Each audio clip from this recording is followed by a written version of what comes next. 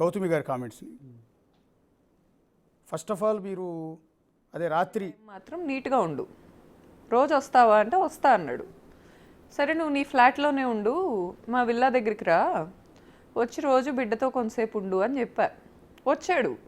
ఒక 3 నెలలో 2 నెలలో రోజు వచ్చాడు. ఆల్మోస్ట్ వచ్చేవాడు. ఆ టైంలో నేను కూడా నవ్వేదాన్ని, పలకరించేదాన్ని, ఎలా ఉన్నావు, ఆల్ గుడ్డా అని అడిగేదాన్ని. ఒక స్ట్రేంజర్స్లా మాట్లాడుకునే వాళ్ళం. తర్వాత బిడ్డతో బాగానే ఆడుకునేవాడు. ఒక 15-20 minutes or half an hour time spend చేసేవాడు, వెళ్ళిపోయేవాడు. తర్వాత ఒకరోజు ఏమైంది, ఈ బిజినెస్ మళ్ళీ గ్రో అవుతుంది, మళ్ళీ ఈ అమ్మాయి నేను లేకుండా ఇండిపెండెంట్ అవుతుంది అనే పాయింట్ వచ్చిందో, లేకపోతే వెనక ఆయనకు ఉంటారు ఎక్కించేవాళ్ళు, ఎక్కిచ్చారు నాకు తెలియదు. కానీ వచ్చాడు, నేను చంపుతా అన్నాడు. మళ్ళీ తర్వాత ఫిజికల్గా అబ్యూస్ చేయడానికి ట్రై చేశాడు. ఇంకా ఆ పాయింట్లో నేను షీ టీమ్కి అప్రోచ్ అయ్యా. నేను జనవరిలో మూవ్ అయిన తర్వాత నుంచి మహేష్ మీద నేను పోలీస్ స్టేషన్కి వెళ్ళటానికి 7 నెలలో 8 నెలలో పట్టింది. ఆ టైంలో నేను వెళ్ళలేక కాదు, నాకు యాక్సెస్ లేక కాదు, కేవలం అతను మారతాడు, ఒకవేళ డివోర్స్ ఇచ్చినా నీట్గా ఇస్తాడు. జనవరిలో బాగానే తెగదెంపులు చేసుకున్నాం సార్ మేము కూర్చొని. అతనికి చెందేది అతనికి, నాకు చెందేది నాకు, యాలిమోని ఇవేం కాదు. వాస్తవంగా మేము పెట్టుకున్న వాటికి ఎవరికి ఎంత చెల్లుద్ది, మేమిద్దరం కలిసి స్టార్ట్ చేసుకున్న లైఫ్ కదా, మేమిద్దరం బిజినెస్లో కూడా రిలేటెడ్, ఎంత చెల్లిద్ది అనేది నీతిమంతుడిలాగా నీట్గా మాట్లాడాడు, డిసైడ్ చేశాడు, వెళ్ళిపోయాడు. తర్వాత బ్యాక్ ఎండ్ ఇతన్ని చెడగొట్టారు. ఓకే, నువ్వెందుకు ఇవ్వాలి, ఇవ్వకపోతే ఏం చేసిద్ది, మనకు ఆ మినిస్టర్ తెలుసు, మనకు వాళ్ళు తెలుసు, వీళ్ళు తెలుసు, ఒక ఆడది ఏం చేసిద్ది అనే పాయింట్లోనే నన్ను ఫిజికల్గా, మెంటల్గా, ఫైనాన్షియల్గా అన్ని విధాలుగా ఎక్స్ప్లాయిట్ చేస్తూ ఇప్పటికీ చేస్తున్నాడు. Financial exploitation. ఇప్పుడు మా డాడీ మరి వెనక సపోర్ట్ లేకుండా నేను సర్వైవ్ అవ్వలేను. అక్కడ అగ్రిమెంట్ నా పేరు మీదే ఉంటుంది ఫ్లాట్ది, మేము ఇద్దరం కలిసి ఉన్న ఫ్లాట్ అది. నా ఫుట్వేర్ చూసుకోవటానికి వెళ్ళా, సీసీటీవీ చెక్ చేసుకుందామని వెళ్తే ఈ అమ్మాయివి 1 కాదు 2 కాదు 10 రోజులు 20 రోజులు వస్తూనే ఉంది, డైలీ వస్తూనే ఉంది. అది కూడా timings night 1 to 4, okay, either 12:30 అలా స్టార్ట్ అవుతుంది రావటం.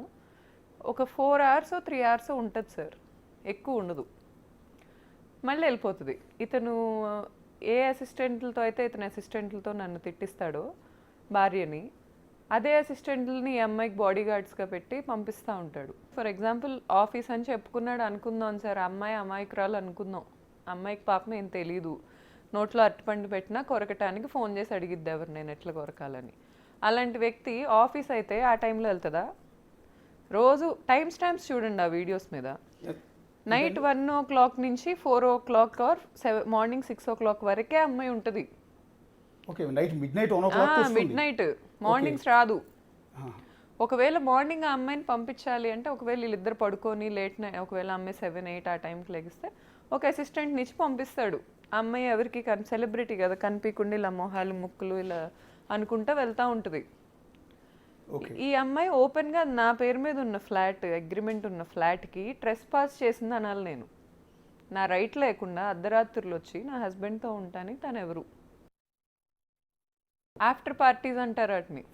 పార్టీ అయిపోయాక ఆఫ్టర్ పార్టీ తెచ్చుకుంటున్నాడు అమ్మాయిని ఇంటికి. ఇప్పుడు ఆ అమ్మాయి అంత ఓపెన్గా, సేమ్ కమ్యూనిటీ మనిషిని నేను, అమ్మాయిది కోనాపాలెం అంటున్నారు, మరి నిజమో కాదో, మా ఊరు దగ్గర ఒక ఊరు. ఎంత కాదనుకున్నా నేను ఒక ఇన్ఫ్లుయెన్సర్ని, నాకు ఎప్పటి నుంచో హైదరాబాద్లో సర్టెన్ కాంటాక్ట్స్ ఉన్నాయి. నా ఇంటికే అమ్మాయి అలా వచ్చిందంటే ఎంతమంది ఇళ్ళకి వెళ్తుంది అనుకోవాలి నేను ఈరోజు? రిలేషన్ ఉంది అనేది మీకు కొంత అనుమానం ఉంది. అనుమానం ఇద్దరి మధ్య డిస్కషన్ కూడా వచ్చింది. అనుమానం ఎప్పుడు లేదు అతని మీద, కానీ క్లారిటీయే ఉంది. అంటే నేను అడిగానండి ఆవిడని ఈ వీడియో గురించి, తప్పు ఏంటి మీరన్న మాటే. దాకా నేను మిమ్మల్ని ఏదో గ్రిల్ చేసే ఉద్దేశం కాదు, సహజంగా అందరికి వచ్చే డౌట్స్. నేను ఆమెను అదే ప్రశ్న అడిగా, తప్పేముంది, సినిమా ఆర్టిస్ట్ కాబట్టి రావచ్చు ఇంటికి అంటే, ఆమె అంటున్నది అర్ధరాత్రి 1 గంట నుంచి తెల్లారుజాము 4 గంటల వరకు ఉండాల్సిన అవసరం ఏంటి అనేది ఒకటి. సరే అప్పటికి కూడా స్టోరీ డిస్కషనే అనుకున్నాం. కానీ వీళ్ళిద్దరూ బెడ్రూమ్లో ఇంటిమేట్ అవుతున్న వీడియో కూడా నేను షూట్ చేశాను. అంటే నేను కెమెరాలు పెట్టాను లోపల, ఆ కెమెరాలో మొత్తం రికార్డ్ అయింది. ఆ వీడియోలు బయటికి రిలీజ్ చేసే ఉద్దేశం నాకు లేదు, ఎందుకంటే ఆ ఫ్యామిలీని మరీ రోడ్డును పెట్టాల్సిన ఉద్దేశం నాకు లేదు. తగాదా ఉంటే వాళ్ళిద్దరిని కొట్టుకోమనండి, భార్యాభర్తలను కొట్టుకోమనండి, పంచాయతీ చేసుకోమనండి, ఇడిపోతారో కలిసి ఉంటారో అవన్నీ వాళ్ళిద్దరు తగాదా. ఇది యాక్చువల్గా మా తగాదా కాదు, వాళ్ళ నాన్నగారు తగాదా కాదు, వేరే వాళ్ళ తగాదాలు కావు కదా.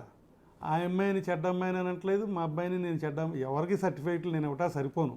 ఎందుకంటే ఏం జరిగిందో మాకు తెలియదు కదా. అవునండి. హైదరాబాద్లో ఉంటున్నారు, మీరు చూపిస్తున్నారు, అక్కడ ఏం జరిగింది ఏంటో మాకేం తెలియచావదు. ఏ తప్పు జరిగిందా రైట్ జరిగిందా అంటే ఏమో మాకు తెలియదు. కానీ ఖచ్చితంగా నేను ఒకటి మాత్రం చెప్పగలను, భార్య బాధపడే విషయంగా అసలు తప్పు జరిగిందా లేదా అనేది పక్కన పెడితే, ఆడపిల్ల భార్య బాధపడే రకంగా మా అబ్బాయి కాదు, ఇంకొక అబ్బాయి కాదు, ఎవరో బిహేవ్ చేయకూడదు. ఒక భార్య బాధపడే విషయంగా నేను అడగ ఉండకూడదు. అది నిజాలు కాదు కదా, అసలు అబద్ధమే. అబద్ధమైనా కానీ ఆ అమ్మాయి బాధపడే హర్ట్ అయ్యే రకంగా మనం ఎందుకు బిహేవ్ చేయాలి? ఎందరు కాపురాలు చేసుకోవట్లా భార్యని హర్ట్ చేస్తారా? తప్పు చేసేవాడు చాలా జాగ్రత్తగా ఉంటాడు సార్. బయట నలుగురితో తిరిగి వస్తాడు, ఇంటికి వచ్చి నువ్వే దేవత, నువ్వే మంచిదాను అని కాకాబట్టి ఆ అమ్మాయిని మెప్పించుకుంటాడు. అది తెలియగలుగుతాను. సొసైటీలో అందరూ ఉన్నట్లే సార్. కాదు సార్, అవును, ఏదో మా అబ్బాయి మా కోళ్ళని కాదు, కొన్ని లక్షల మెటీరియల్ దొరుకుతూ ఉంటాయి. అదే కదా. ఇప్పుడు బయట ఎంతమందితో తిరిగినా, ఎన్ని ఇల్లీగల్ ఎఫ్ఐఆర్లు మెయింటైన్ చేసినా ఇంటికి వచ్చేటప్పటికి శ్రీరామచంద్రుల్లా ఉంటారు కదా. ఇంటికి వచ్చాక భార్యను జాగ్రత్త చూసుకోవటం, ఆ అమ్మాయిని మెచ్చుకోవటం, ఆ అమ్మాయిని పొగట్టడం. ఆ అమ్మాయి ఆ పూట ఇది బయట ఎంగేజ్ అయ్యి వస్తే భార్యతో పడుకోలేడు, దాన్ని కవర్ చేసుకోవటానికి ఏదో చెప్పటం, ఆ అమ్మాయితో కాళ్ళు నొక్కించుకోవడం కూడా చేస్తారు తెలుగుగలాళ్ళు. ఈడి పిచ్చముండవాడికి ఈడేంటి సార్, ఇటు తెలుగుగలాడని ఇందాకే చెప్పా. ఆ అమ్మాయి దాంట్లో 10% తెలివితేటలు ఇటు దగ్గర లేవు. తప్పు చేసినాడు చాలా జాగ్రత్త పడతాడు. మరి ఈడేంటి సార్, తప్పు చేసాడో లేదో నాకు తెలియదు కానీ ఆ అమ్మాయిని ఎందుకు బాధ పెట్టాలి? అది కరెక్ట్ కాదు. అలాగే మా కోళ్ళు కూడా ఆ అబ్బాయిని బాధ పెట్టకూడదు. ఇద్దరు చిన్న ఇప్పుడు ప్రమోషన్ కోసం కొంతమంది లేడీస్ ఇంపార్టెంట్ పర్సన్స్ ఉంటారు. అవసరమైతే వాళ్ళ పిలుస్తాం, ఇంటికి పార్టీ ఇస్తాం. ఈడు అలాగా సినిమా అవసరాల కోసం, సినిమా ప్రమోషన్ల కోసం వేరే ఆడాళ్ళ దగ్గరికి వెళ్ళొచ్చు, పని చూసుకోవచ్చు, లేదు సబ్జెక్ట్ డిస్కషన్స్ చేసుకోవచ్చు, లేదు హీరోయిన్ వచ్చి పని తప్పులు చేసిందా రైట్ చేసిందా, ఇవన్నీ ఏం జరుగుతున్నాయి అనేది ప్రపంచంలో మనం ఏం జస్టిఫై చేయలేం. కానీ ఇక్కడ జస్టిఫికేషన్ ఏంటంటే, భార్య భర్తను హర్ట్ అయ్యేటట్టుగా కనిపించకూడదు, భర్త భార్య హర్ట్ అయ్యేటట్టుగాను చేయకూడదు. దీంట్లో ఎవరు చెయ్యి ఎంత చప్పుడు చేసిందో నాకు తెలియదు కానీ ఖచ్చితంగా ఇద్దరి పొరపాట్లు ఉన్నాయి.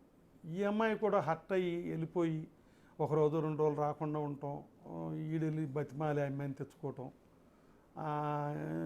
యాక్చువల్గా ఒకరోజు నేను ఎప్పుడు 5-6 సార్లు వెళ్ళా, నైట్ 2ంటికి గొడవ పడుతున్నారు వీళ్ళిద్దరు. ఓకే, నా ముందు గొడవ పట్టడం అదే ఫస్ట్ టైం.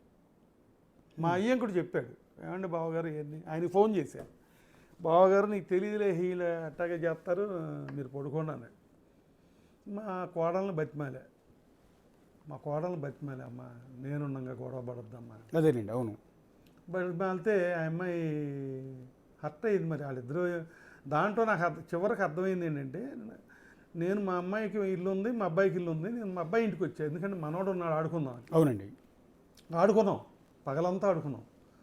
ఆమె నా మీద కోపం కాదు, మా అమ్మాయి మీద కోపంతో, మా అమ్మాయి నా పక్కన ఉందని ఆ గదిలోంచి బయటికి రాలే. బెడ్ అయితే ఇచ్చింది మాకు. పొద్దున్నీ సాయం దాకా 5 ఉంటారు పిల్లల్ని అడిగటానికి, వంట చేయటానికి 1-2 ఉంటారు. ఓకే, ఆమె డ్రెస్సింగ్ చేయటానికి 1-2 ఉంటారు, స్వీపింగ్కి 1-2 ఉంటారు. బాగా జమీందారులకు కూడా అంత మెయింటెనెన్స్ ఉండదు. ఇద్దరు ఎదవలు. ఎవరిద్దరు? మొగుడు పిల్లలు. ఎంత ఎదవాలంటే వీళ్ళు లైఫ్లో ఆపర్చునిటీ అందరికీ రాదు సార్. Yes, exactly. డబ్బు కలిసి వచ్చే ఆపర్చునిటీ అన్ని వేళలా ఉండదు, అందరికీ రాదు.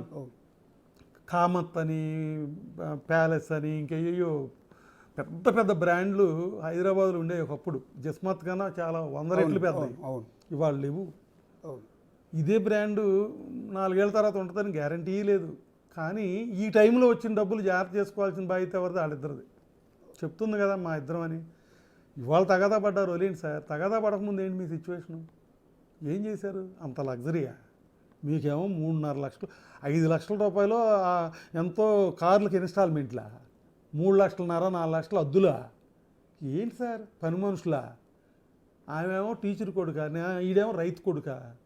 నేను సామాన్యమైన జీవితంలో పెంచే తప్ప అడ్డగోలుగా ఇలా పెంచలా ఖర్చుల్లో. ఇంట్లో 5 పని మనుషులు ఉండేవాడు. 5 మినిమం 10. 10 మంది పని మనుషులు. ఈ రోజుకి ఇంట్లోకి పంపిండి. ఇప్పుడు సడన్గా ఎంతమంది ఉంటారు? ఏం చేస్తారు సార్ అంతమంది? 4-5 పిల్లోడికి స్నానం చేయించనివ్వండి, తినిపించనివ్వండి, తాగించనివ్వండి, పాలు తాగించనివ్వండి. ఈయన ఇప్పుడు ఈమెకి అన్నం తగ్గుద్దని పిల్లోడికి పాలు ఇవ్వదా? ఇవ్వదు. చిన్నప్పటి నుంచి సీసా పాలేడికి అది చెప్పదు. పాలు ఇస్తుంటే నేను లాక్కుపోయానంట వాళ్ళ ఇది, లేకపోతే హాస్పిటల్ తీసుకుపోయామంట. వాళ్ళ అమ్మగారు ఉన్నారు దగ్గర. పిల్లోడికి జాండీస్ను ఇన్ఫెక్షన్ వచ్చింది, తల్లి ఆపరేషన్ చేయించుకుని ఉంది. తల్లిని తీసుకెళ్తారా? కుట్లేసి ఉంటే తల్లిని తీసుకెళ్తారా పిల్లోడితో పాటు? మనం ఆమె తీసుకెళ్ళారు.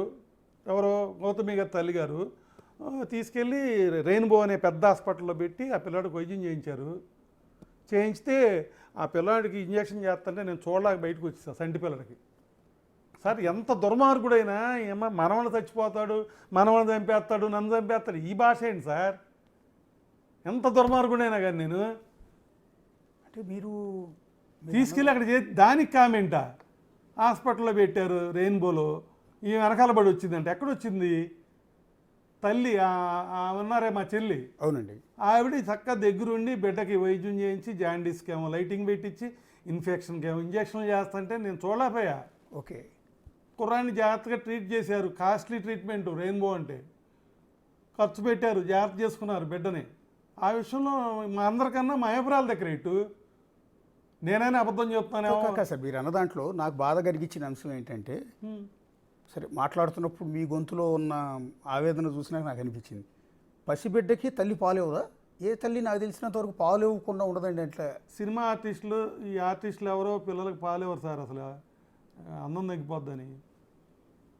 బ్రెస్ట్ క్యాన్సర్ వస్తుందండి పాలు ఇవ్వకపోతే. అది ఫస్ట్లో నాకు తెలిసి 2-3 రోజులు ఇచ్చి ఉండొచ్చేమో, కానీ తర్వాత లేదు. అంటే ఫస్ట్లో బ్లీడ్ అయిపోతాయి. బిడ్డని కన్న తర్వాత ఆటోమేటిక్గా శారీరకంగా సార్ తల్లికి పాలు రావటం సహజం. సార్ వైట్ సార్, పాలు బిడ్డకి ఇవ్వకపోతే బ్రెస్ట్ క్యాన్సర్లు వస్తాయి సార్. ఫస్ట్లో మరీ ఎర్లీ అప్పుడు అది వేరు. అవునండి. తర్వాత ఏంటంటే అది పిల్లాడికి నేను నా కళ్ళతో చూసింది ఏంటంటే, ఇంత బాటిల్ ఉంటుంది కదా, అవునండి, ఆ బాటిల్లో కలిపి పిల్లాడికి తాగిస్తారు పని మనుషులు. ఇన్ని బొమ్మలు ఉంటాయి. అవునండి. ఆ బొమ్మలతో ఆడిస్తారు. పిల్లాడిని చక్కగా వాష్ చేసి అన్నీ చేస్తారు. వీటన్నిటికీ పనాళ్లే. ఆమెకి హెయిర్ డ్రెస్సింగ్ కానీ, ఆమె డ్రెస్సింగ్ అవ్వటానికి దాని సపరేట్ ఉంటారు.